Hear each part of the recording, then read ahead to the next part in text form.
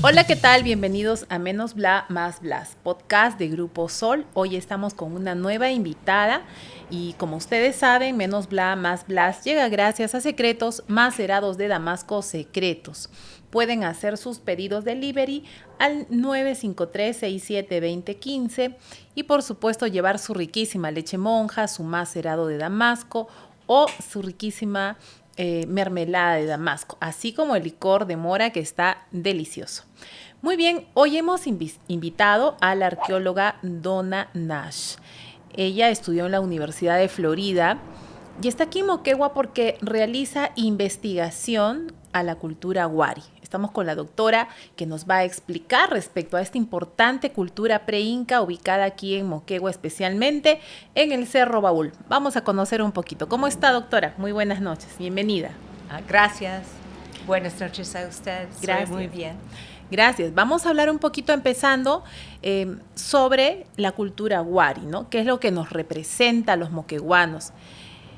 ¿En qué año se asentaron los wari aquí en nuestra región de Moquegua? Pues el Imperio Wari comienza a expandir afuera de su capital de Ayacucho alrededor de 600 después de Cristo. Y por nuestras investigaciones pensamos que ellos probable llegar a la zona de Moquegua antes de 700 después de Cristo. Uh-huh. ¿Cuáles son las características que tiene esta cultura pre-inca en relación a cómo vivían, qué comían? Bueno, los wari están conocidos como los primeros a construir canales de irrigación en la sierra. Antes de su época, no realmente era chacras y terrazas en la zona de Torata hoy día. Mayormente los chacras, los canales son más simples. Entonces, eso fue su tecnología más conocida y su característica que los arqueólogos les gusta más es su cerámica fantástica. Muchas vasijas están en la forma de personas con cuerpo, con el cuello de la vasija, con un cara, y hay ejemplos que son 1 metro de altura, las vasijas. Qué interesante, eso no lo sabía, 1 metro de altura, porque no, en realidad eso no lo he visto expuesto, ¿no? Es decir, ustedes han encontrado parte o lo han encontrado completo o han tenido que reagrupar pedacitos para armarlo. Bueno, la cosa es que estamos en la frontera sur, casi 600 kilómetros afuera del capital. Entonces, los ejemplos que encontramos en Cerro Baúl están un poco más modestas y pequeñas. Pero por su otra pregunta, nosotros siempre encontramos la cerámica rota. Parte de sus rituales de abandono de los sitios es la rotura de cerámica. Que eso afecta también, ¿no? Porque si hubiéramos hace muchos años cuidado, preservado ello, tuviéramos importantes vestigios, sobre todo bien conservados. Doctora, siempre me he preguntado, ya que usted hablaba sobre la cultura wari, cómo es que ellos construían sus canales de regadío. Si el Cerro Baúl está, pues, es alto, no sé a cuántos metros, ¿no? Sobre el nivel del mar, cuánta altura puede tener el Cerro Baúl. Pero siempre me he preguntado cómo esa cultura llevaba agua, de qué zona y cómo hacían para soportar esa carga pesada hasta llevarla a la cima, ¿no? Del cerro. Bueno, la cosa es que el canal es más o menos el nivel del primer pérgola, un poco más arriba de la boletería, cuando tú visitas Cerro Baúl. Entonces, de allí, gente tuvieron que llevar la agua a la cima, en la espalda, en una vasija o otra manera, porque el canal solo llega ahí. Pero es decir, perdón que la interrumpa, el canal llega de la boletería que tenemos en estos momentos en el Cerro Baúl. Un poquito más arriba. Un poquito más arriba, hasta ahí llegaba el canal, era lo máximo que podía llegar. Sí. Ya, sí. Y de ahí tenían que cargar el agua en vasijas. Sí. Y era ese cargar de agua era constante? Porque, o ustedes han encontrado alguna especie de reservorio en la parte de la cima del cerro, donde acumulaban el agua, ¿o no? No, no encontramos esto. Pues la cima está dividido en 5 sectores. Y hay un sector donde la gente era haciendo sus pagos. Y parece que hay huecos allí que probable o gente pensaba posible son para agua. Pero nosotros excavamos y realmente fue canteras, porque ellos cortan los bloques para construir sus edificios del mismo cerro. Entonces, parece que todo el almacenamiento de agua era en vasijas. Ajá, de paso que además todo era, me imagino, hecho en barro, ¿no? O era con arcilla, o sea, la construcción de las viviendas, ¿qué material usaban los wari? Well, depende en el rango, porque en este momento tenemos muestra de un palacio, que es el más alto rango de casa. Hace una chiquita vivienda de como 8 por 5 metros. Entonces, hay una diferencia entre ellos sobre sus acabados y los materiales que ellos usan para construir. Y actualmente, cuando pensamos en Cerro Baúl y Cerro Mejía junto como un asentamiento grande, también encontramos evidencias de diferentes étnicas. Y estos grupos, para mostrar su identidad diferente, usan diferentes tipos de materiales a construir sus casas.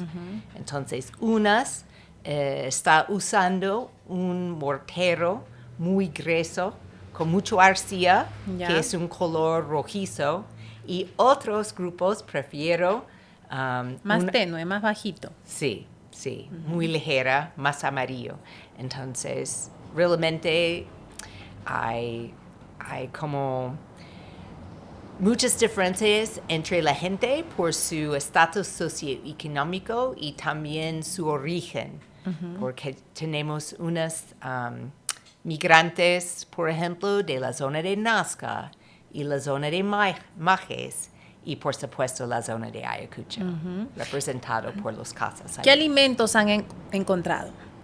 Alimentos, pues, por lo menos, el básico alimento parece era maíz, también quinoa. Encontramos mucho quinoa y achira, ají, que es esencial, ¿no? Así es, para los condimentos, ¿no? Claro, y mayormente la gente está comiendo como sopas de alpaca o llama. Eso es como una comida muy básica para ellos. ¿Y cómo era la convivencia, la organización? Es decir, las leyes para ellos, ¿cómo se ponía orden, ¿no? En esta cultura? Lo que es muy interesante es parece que era una ley que solamente el más elite puede comer cuy. Porque solo encontramos los restos de cuy en alrededor la cima de Cerro Baúl. O sea, era un lujo. Sí, cuy fue un lujo reservado por lo más elite. Y también en el Palacio de Cerro Baúl encontramos pescado del mar. Y eso es muy lejos. O sea, ellos comían la mejor carne, ¿no? Los que estaban en la élite, digamos, los gobernantes, ¿no? Sí, y el mejor cortes de alpaca también. Entonces, esto parece ser una ley, porque sabemos hoy día que no es bien difícil crecer los cuy. Todos pueden tener cuy en su casa. Así es, todos tenemos acceso, aunque también el cuy últimamente ha subido de precio, ¿no? Oh, sí, sí. Pero la característica es que esta población tiene acceso al cuy en cualquier momento, ¿no? Pero los wari no. Los wari no. Sí.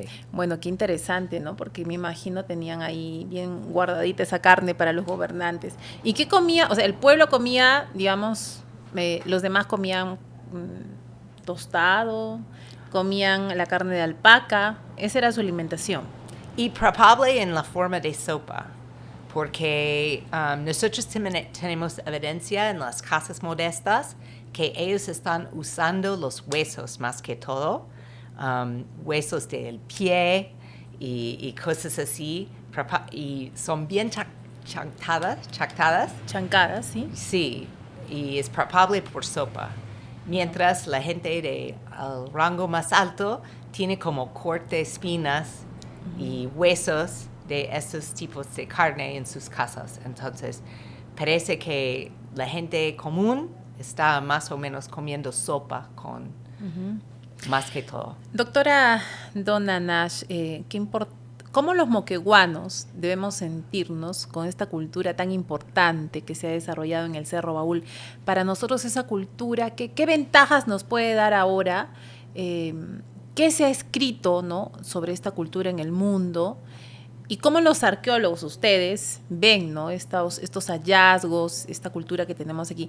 ¿Ven que se está explotando turísticamente? ¿Ven que le estamos dando un valor importante a esta cultura? ¿O ve que no hay mucho tema de conocimiento o apoyo a este tipo de hallazgos, de cultura que han vivido y han convivido aquí en estas tierras, pero que para muchos pues no la conocen, ¿no? Well, la cosa, eran muchas preguntas. Entonces voy a preguntas contestar en una. primero. El primero es la gente, por lo menos la gente que vive en Torata, tiene su sistema de agricultura gracias a los Wari, porque ellos actualmente fue los primeros a construir este sistema. Y hasta hoy día, la gente que vive en el lado sur del río Torata todavía está usando porciones del canal Wari. Qué interesante, ¿ah? Sí. Y la pregunta más amplia sobre el conocimiento de Wari como parte de la historia de Moquegua es pues la Wari está aquí en una paca entre 700 y 1100. Y en el mismo momento, también en el Valle Medio, vivían los Tiwanaku. Y ellos tuvieron una relación entre ellos. Y no tenemos evidencia de hostilidad. Y también Wari traen muchos inmigrantes al valle y probable la vivencia, la riqueza de Moquegua culturalmente comienza en esta época, porque los Wari traen gente de varios lugares, también era la gente local y los migrantes de Tiwanaku. Y desde esta época comenzamos como la diversidad de Moquegua que sigue hoy día, porque Moquegua todavía tiene migrantes de varias partes de Perú que vienen y vivir juntos, y por sus interacciones tenemos una rica cultura aquí en Moquegua por comida, por los bailes, por el clima también, que ayuda. Well, probablemente eso es porque los Wari quieren que vivir aquí, los Tiwanaku, y los demás siempre quieren que vivir en Moquegua por nuestro clima, ¿no? Le hablaba sobre si le damos la importancia aquí en Moquegua, ¿no? Por ejemplo, se está haciendo un proyecto Cerro Baúl que ya viene de hace varios años atrás, pero también quienes hacen los proyectos de tema arqueológico lo hacen los ingenieros, que no tienen la especialidad de arqueología. Creo que el INC exige, ¿no?, que también haya un arqueólogo en estas zonas, pero ¿usted cree que se requiere que en estos proyectos de recuperación del Cerro Baúl hayan más arqueólogos? ¿Es necesario? Yo pienso que los recursos que los arqueólogos tienen a manejar debe ser más grande parte del proyecto, porque debemos involucrar no solamente en la excavación y el puesto en valor, pero también el análisis de todos los artefactos que ellos están recuperando. Ellos pueden traer expertos con experiencia con esos tipos de materiales, aprender mucho más sobre el sitio. Si hay como más tiempo dedicado al análisis y investigación. En la profesión de arqueología hay un dicho: por cada hora en el campo debes tener 40 en el gabinete. Y yo pienso que la población de Moquegua y toda la región va a tener más si tenemos este tipo de política en los proyectos que sigue en el futuro. Uh-huh. Bien, esto es un llamado, ¿no?, para que los proyectos de recuperación del Cerro Baúl puedan incorporar arqueólogos que estén haciendo esa investigación académica, que se involucre a la academia, a la investigación.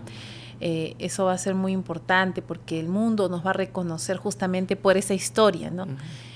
Doctora Donna Nash, tenemos aquí algunas preguntas también del público, ¿no?, que se animan a hacerla a través de nuestro correo electrónico _bla + blas, y lo invitamos a Angie para que pueda realizar las preguntas.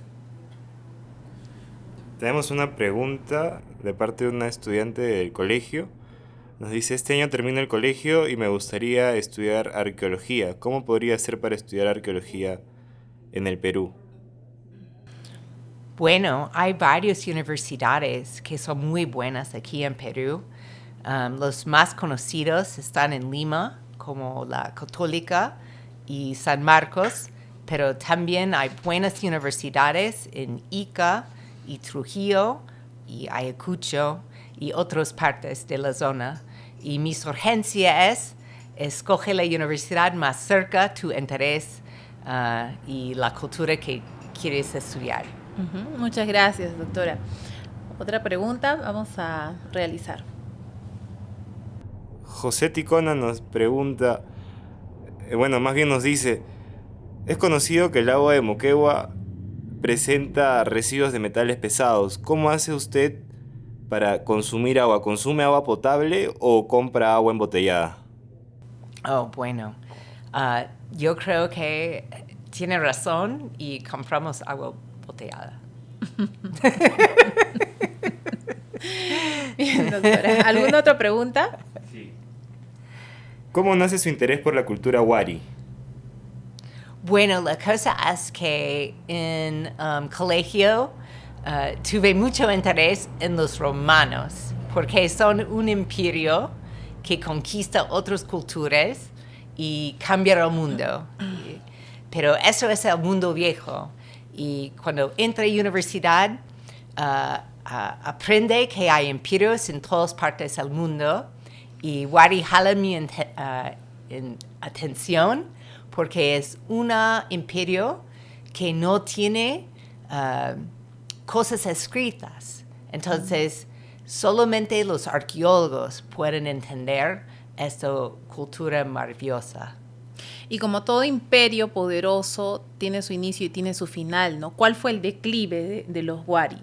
Oh, eso es una buena pregunta y realmente necesitamos muchos más datos a contestarlo. Uh-huh. Pero aquí en Moquegua tenemos la evidencia por el abandono de Cerro Baúl.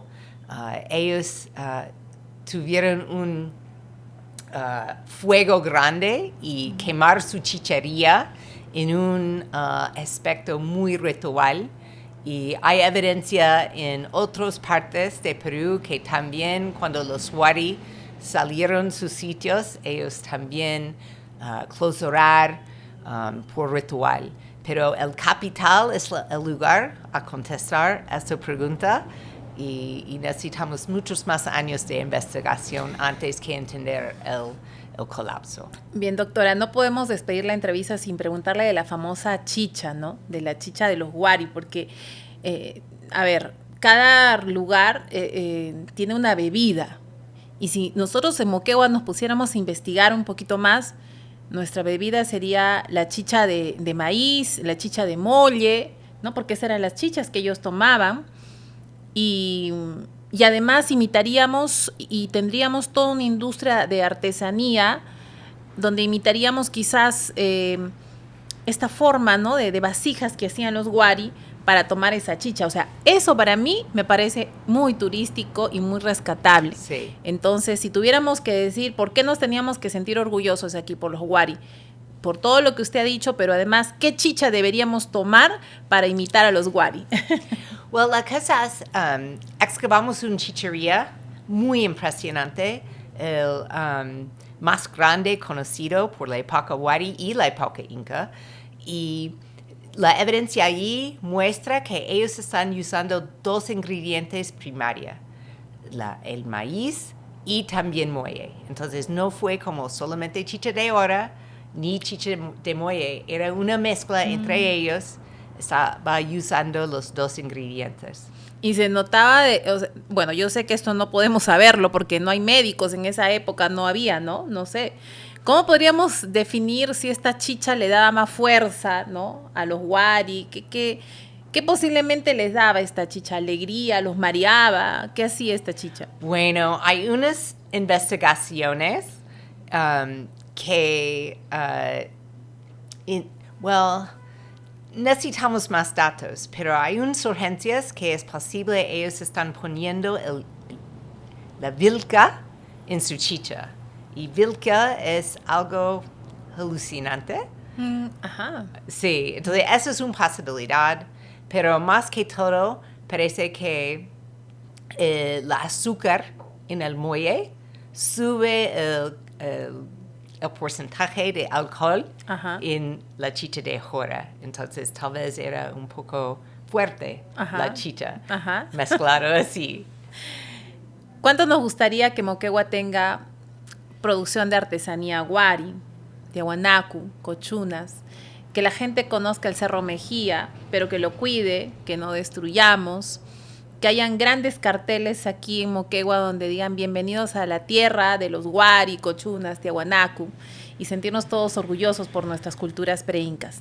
Para eso tenemos que conocer y tenemos que tener estas entrevistas también con los arqueólogos para que nos ayuden a entender esa época, ¿no? Y sobre todo recuperar nuestra identidad que nos hace tanta falta.